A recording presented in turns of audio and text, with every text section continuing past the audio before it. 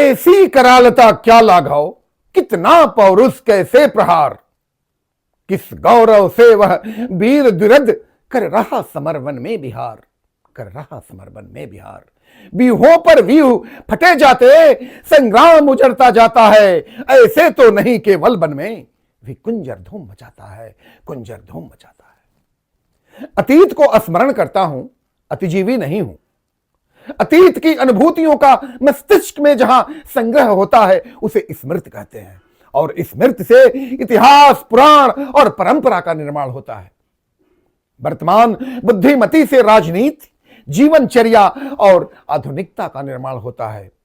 भविष्यत बुद्धि प्रज्ञा से अध्यात्म दर्शन व मनोयोग का कार्य सिद्ध होता है।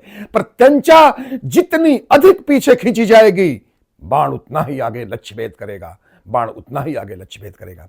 सादर दैनिक अभिवादन। मैं doctor Janardan Yadav, Juliet Yankee official में आपका हार्दिक स्वागत है। स्वामी विवेकानंद की मूर्ति स्थापना का कार्यक्रम 20 मार्च 1994 को आश्रम में हुआ। अजमेर से पूरी बस भर करके लोग आए थे। 5 एकड़ भूमि पर तिरंगा झंडा लगाया गया था और उस दिन आश्रम जैसे लघु कन्याकुमारी का रूप धारण कर लिया था। पटना के डॉक्टर सोमानी गुरुदेव का सहारा देते हुए लाए। मिस्त्री ने मसाला बनाया और मसाला तैयार करके जब गुरुदेव को दिया तो उन्होंने अपने हाथों से मूर्ति की पदस्थापना की। दूर खड़े मैं भाव विभोर था और उस समय ऐसे लग रहा था जैसे विद्युत धारा जैसी शक्ति शरीर में हलचल मचा रही है। मूर्ति स्थापना समारोह संपन्न हुआ। गुरुदेव के पूर्व कथनानुसार भव्यतम तरीके से सब कुछ पूरा हुआ। आश्रम बन गया और स्वामी जी भी आ गए। गुरुदेव बोले कि सोचता हूं कि मैं भी यहीं पर रहूं। जी, मैं कुछ समझ नहीं पाया। उन्होंने अपने रहने के लिए तो साकेत में एक भवन बनवाया था। नहीं समझे? मैंने बोला कि नहीं। मैंने सिर हिलाया। बोले ना समझ होना। कुछ समय बाद मन कुछ उखड़ चुका था।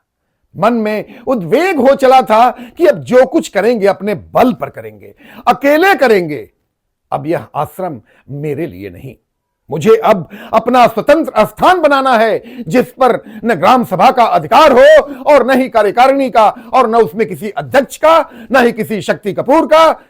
मेरा एकल मन और मेरे केवल 2 हाथ, और कोई नहीं।